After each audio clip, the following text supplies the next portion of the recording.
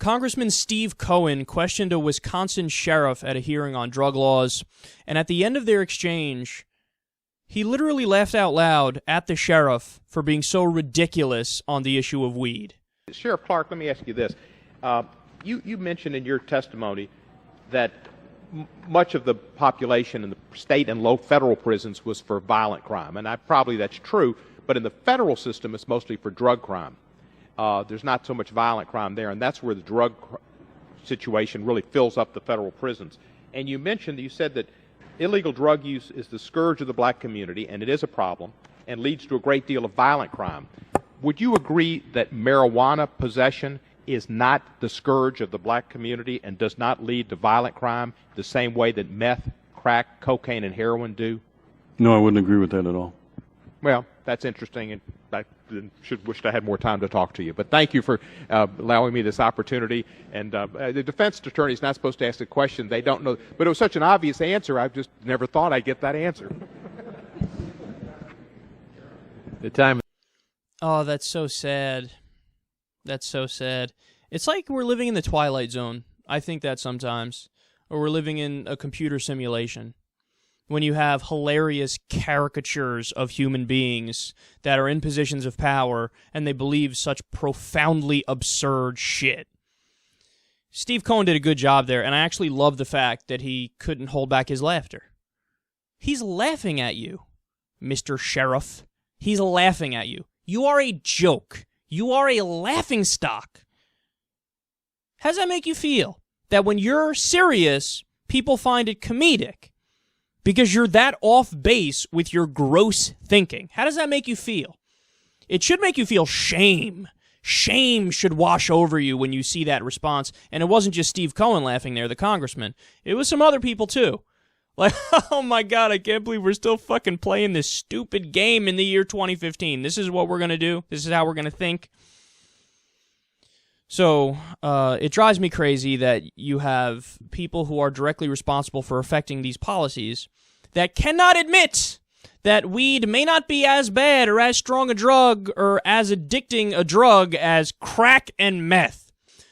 To not admit that there's a spectrum of drugs, certain ones being more dangerous, certain ones being more addictive, certain ones being more lethal, you name it. That's just the only way you can make an argument like that is you're either ignorant, you're lying, or you're stupid. It's got to be one of those. It has to be one of those. There's no other option. There's no other option. Because we know what the truth is. We have this thing called science, where we can, like, see what's more addictive and see what leads to more harmful behavior and things like that. And we know that different drugs give a different kind of high.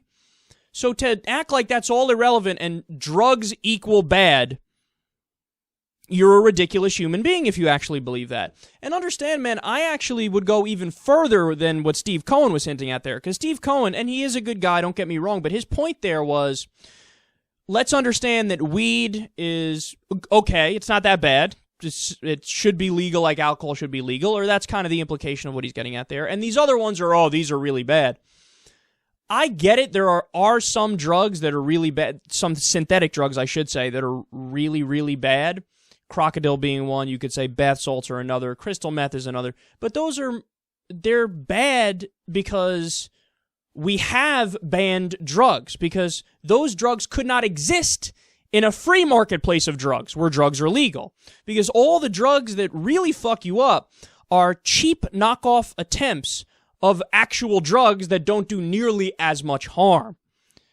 Okay, we've spoken about it before, but take Philip Seymour Hoffman, who died from a heroin overdose. There were articles out that same week about how there was a bad batch of heroin going around the time that he died.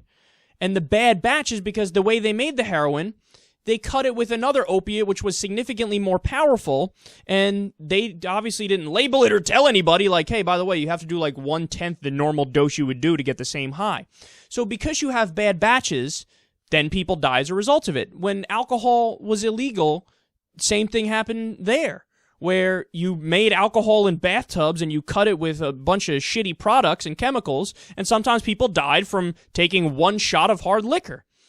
This is what happens when it's illegal. Crocodile is the cheap knockoff of heroin or opiates. So if you could go to the store and buy pain pills, buy Percocet, then of course that person wouldn't have to go to the black market and get crocodile where it fucking rots off their flesh. They would never do that. Who would go to the shady guy in the back alley to get a worse product when you can go to CVS and get a better product that won't make your fucking flesh rot off?